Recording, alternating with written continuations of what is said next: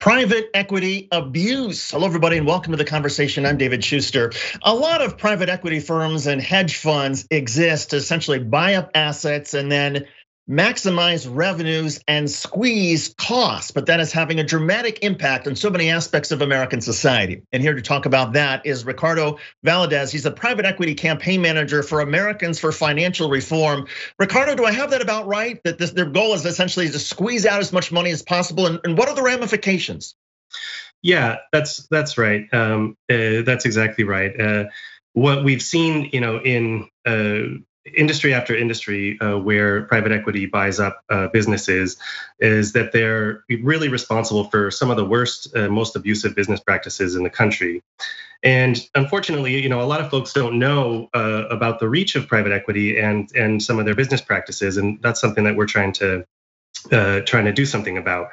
The size is really the size of the industry is really tremendous. It's grown from about $1 trillion in assets in 2008 to about almost $7.5 trillion today, and it's growing exponentially as we speak. And they really are expanding into industry after industry, whether it's healthcare, retail, you name it, entertainment. There's really. Well, I was even shocked. I mean, something near and dear to my heart in journalism, local newspapers are being bought up by private equity, and local newspapers, which used to invest a lot in terms of resources, uncovering, city council and public corruption at the local level. These private equity firms come in, slash costs, and all of a sudden the newspapers are not even a fraction of what they used to be. Yeah, they've really devastated newsrooms over the last decade, to the detriment of local communities. It's not just the reporters, who lose their jobs, right? It's communities that lose their source, like you said, of city council, of local police corruption, and it's they've made a lot of money by selling off the real estate that the newspapers owned, and they continue expanding in that industry as well. Yeah, this idea of selling off assets, whether it's a real estate, and then forcing some of these companies to essentially rent a building that they used to own. It's nonsense. And we've seen things, whether it's Toys R Us, we've seen many major brand names that have been destroyed by private equity. What's the sort of overall political landscape right now as far as private equity is concerned? Yeah, so that's an interesting question. Folks may be familiar with, the example of Toys R Us from a few years ago, of how they forced Toys R Us into bankruptcy, closed a store that so many of us grew up with, and left the workers in the cold. They continue, to buy up assets in retail and expand in other places. And really, what they're trying to do politically is not make sure that they can continue their business model uninterrupted. They spent a lot, millions of dollars in the last election cycle to try to keep the Senate, in split. In Republican hands, to keep a divided government, to make sure that no changes to their business model could be made. And yet there are some members of Congress who are looking for regulatory changes. It looks like, what's the possibility that Congress is able to attach some sort of reform, some sort of new regulatory approach in terms of reining in some of these private equity firms and hedge funds?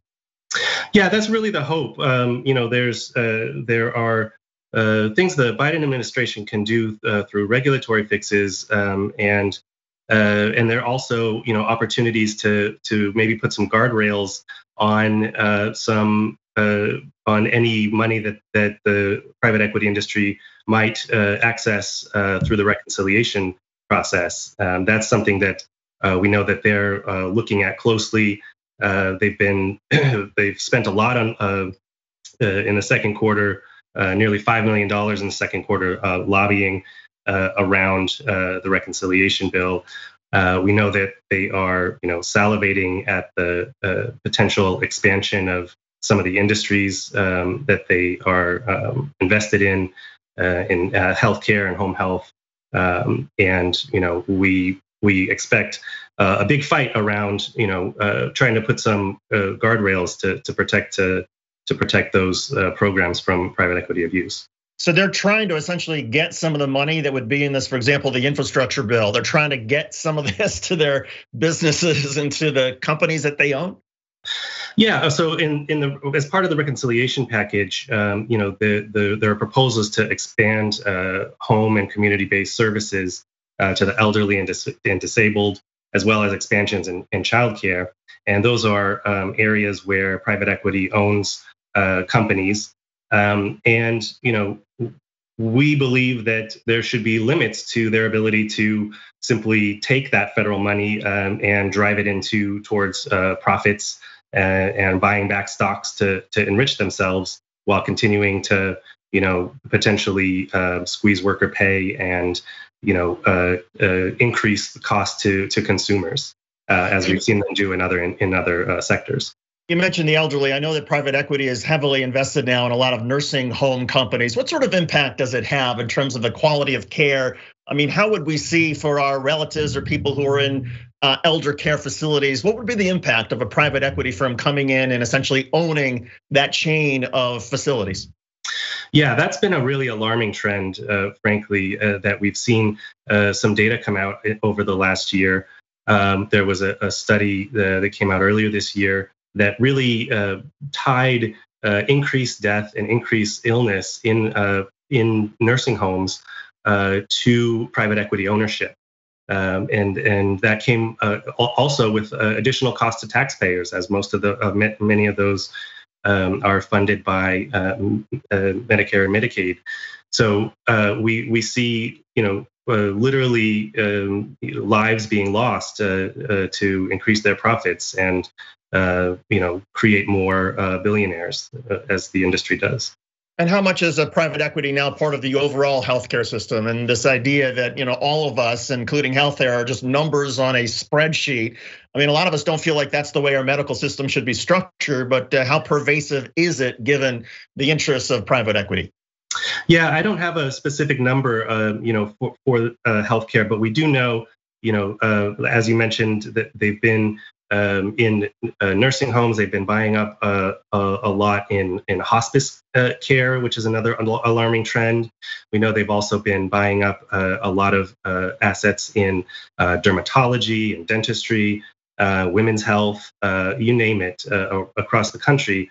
They have a common practice of buying up smaller practices and creating conglomerates that they can, then use to exert market pressures and squeeze consumers. There's also the argument, though, from the private equity firms that because of these conglomerates, they argue, hey, we're able to increase efficiencies with a lot of these local businesses. What's the response to that? Sure. Yeah, that is definitely how they kind of pitch themselves. And the types of reforms and recommendations that we're making around guardrails and protections wouldn't affect their profit margins if that's actually how they make profits. So we advocate for strong worker protections and labor standards, as well as limiting the types of financial engineering that they can do to extract wealth and profits from those types of practices. And so if indeed their profit and advantage comes from increased efficiency, that wouldn't be disruptive. I've heard one private equity firm say, look, if anybody can move their business, say from the upper Midwest to Mexico, because it helps the corporation and helps them become more efficient and lowers costs, why can't a private equity firm do the same with the businesses that they own? Sure. The corporatization and financialization of the economy has been a trend we've seen that's been harmful to workers, over the last few decades, including moving jobs to offshore. And the standout issue with private equity is often that the exploitation is supercharged because really their necessity to supercharge their returns in a small amount of time is baked into their business model. So we do see, just as same as when it comes to moving jobs offshore or forcing layoffs or store closures. We do see those trends in other areas, but for example, bankruptcies in retail are far more common in private equity owned businesses than in the broader economy. Yeah, and it used to be the case that a retail business was started by somebody who started maybe with a small store, became sort of an expert at it, and continued to grow it. A newspaper started by a newspaper man or woman, which then expanded, and so you had people who were familiar with the industry of the business. I'm not so sure how much private equities are familiar with the newspaper business, the journalism business, a lot of retail businesses. So it certainly does seem like a pervasive problem. Ricardo Valadez, private equity campaign manager for Americans for Financial Reform. Ricardo, good luck to you on all of this, and thanks for joining us. Thanks so much for having me. You got it. Thanks for watching The Young Turks. Really appreciate it. Another way to show support is through YouTube memberships. You'll get to interact with us more. There's live chat emojis, badges. You've got emojis of me, Anna, John, JR. So those are super fun. But you also get playback of our exclusive member-only shows and specials right after they air. So all of that, all you gotta do is click that join button right underneath the video. Thank you.